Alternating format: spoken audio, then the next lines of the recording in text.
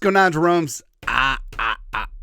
So I love when Florio says something stupid because we get to use two of our favorite inside baseball jokes. Number one, say it with me, not a thermos. And also, he does a show with Chris Sims, son of Boomer Esiason.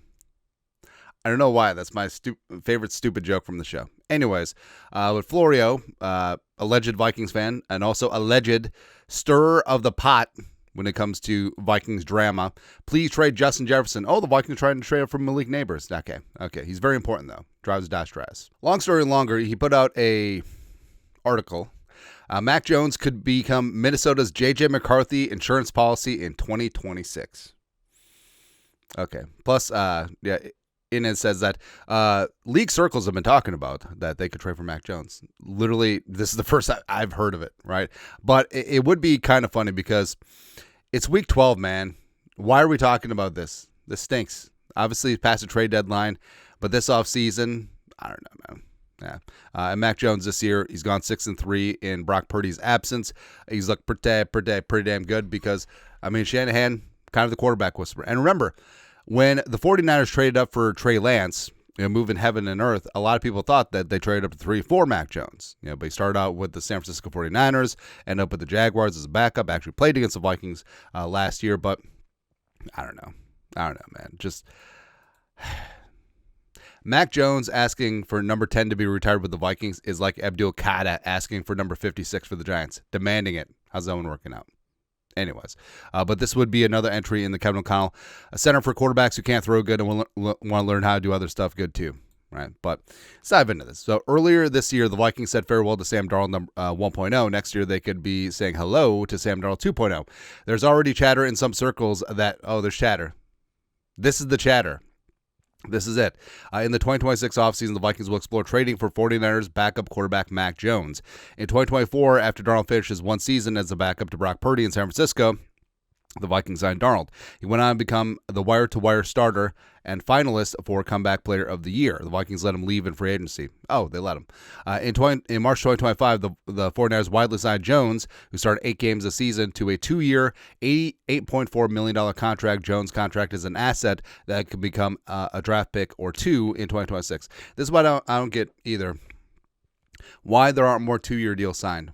Right, because I understand, yes, 1-year deals, and then they expire, sign somewhere else, they get credit as a comp pick. But 2-year deals, if the player hits, you got some leverage, either a trade or you have the player under contract for the second year at an extremely reasonable rate. And usually there's no guarantees in the second year. But first, the 49ers have to be certain that Purdy remains a long-term quarterback. As it stands, they can keep both Purdy and Jones through 2026 before making a choice between the two. Purdy's contract has a natural out on or before April 1st, 2027, when another $55 million becomes fully guaranteed. I love that Purdy got the huge contract, and it's basically a year-to-year deal. Almost all NFL contracts are. But the 49ers want to make also, hey, how about instead of trading for Mac Jones or Brock Purdy, we have Brock Purdy's at home. We're all stars now in the Bro Show. Blah, blah, blah, blah, blah, blah. And then continue. For the Vikings, it can make sense to bring in a veteran who could compete with JJ McCarthy, a top 10 pick in 2024. Hasn't done enough to have the presumed starter role next season. It's almost like it's been 5 games, but no one wants to hear that. A true competition could force the issue, getting McCarthy to make the improvement that the Vikings wanted to see, or else, which I actually feel like McCarthy would thrive with competition. I feel like it would. He's the type of competitor that would be good. Whereas, hate to beat on Darnold, but if McCarthy was healthy last year, I don't think that mentally he would have been as sharp. I think he would have crumbled a little bit to have fans clamoring for the rookie quarterback sitting behind him, especially when he had some tough games, notably the Jets game, Jaguars game, etc. Mac Jones is there for the Jaguars game.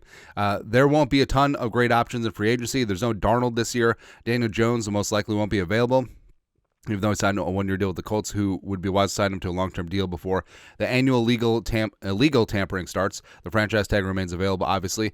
Who else is there? Russell Wilson? No. Rodgers? No. Jimmy G? No. Ty God? Trey Lance? The pride of Marshall, Minnesota? Mariota? No. Flacco? No. Minshew? No. Class of veterans, starting experience.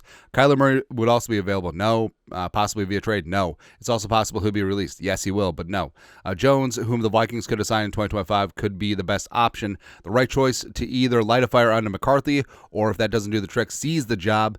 Minnesota's only other in-house option is undrafted rookie Max Brosmer. Oh, that's it. The Bro Show. Privately, they love Brosmer, but they've been unwilling to date to give him live reps. Well, we've talked about where basically they let Carson Wentz go out there and die because they want to set JJ McCarthy up for success, and a quarterback controversy would not be good, even though I would have loved to see it. Again, I don't agree with the strategy. I'm just laying it out there. It's probably what they were thinking. McCarthy could fend off potential open competition 2026. He can clean up the mechanical issues that are affecting his accuracy far too often. He can develop an arsenal of throws beyond the usual fastball. He can show earlier in games the kind of fourth quarter magic that he has discovered in both contests against the Bears, and he can prove that he can navigate. Also, that was a pretty good throw at the end against the Lions. Yeah. He can navigate his way through games without suffering more injuries. It's really up to him at this point. As it stands, the Vikings should be carefully considering all options for potentially having a veteran who has a chance to earn playing time through a fair and square offseason workout and training camp style battle. If McCarthy fails to show from this point on that he's a long-term answer at the position, which I feel like is fair. As large of a JJ McCarthy supporter as the show is, and we are, McCarthy had some great moments. Has to be a lot more consistent with everything that Kevin Collins talked about, just the mechanics, accuracy, even just like calming down, where people mistake, oh, he's nervous out there. No, McCarthy's too amped up. That's the thing. It's like he's a dude named Kyle who drank like 6 white monsters before the start of a game. He just bounce around. How's a dude who meditates that much get that amped up during a game?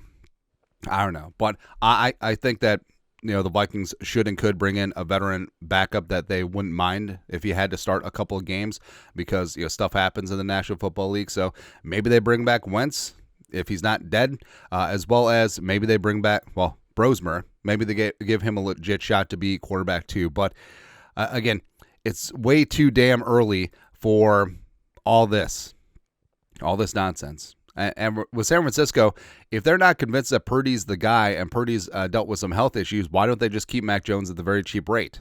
Right? That's what doesn't really make sense when, especially before the trade deadline, everyone's talking about trading for everyone's backup quarterback. No, they want to keep their backup quarterbacks because they're kind of important, potentially the second most important player on the team. But again, why are we here this time of year? We should talk about playoffs. We should talk about everything like that, but it's okay. I still believe that JJ McCarthy is the future of the franchise, and he's got 7 games in the regular season, maybe playoffs to show up and show out and to quiet all the haters and losers, because honestly, I don't know if I could take the discourse if McCarthy cuts and pastes what he's done so far the rest of the season. There's some high highs. There's again, everything's been a Rorschach test. You love the clutchiness at the end of the game. You don't love the unevenness the first 3 quarters, and the drops certainly don't help. But I believe in McCarthy, but also they should bring in a veteran backup or Bro Show, one of the two. Anyways, your thoughts are thoughts. Florio. League circles been talking about Florio about Mac Jones to the Vikings. Okay. Let us know. Comment section. You guys are the best to do. Skol production value.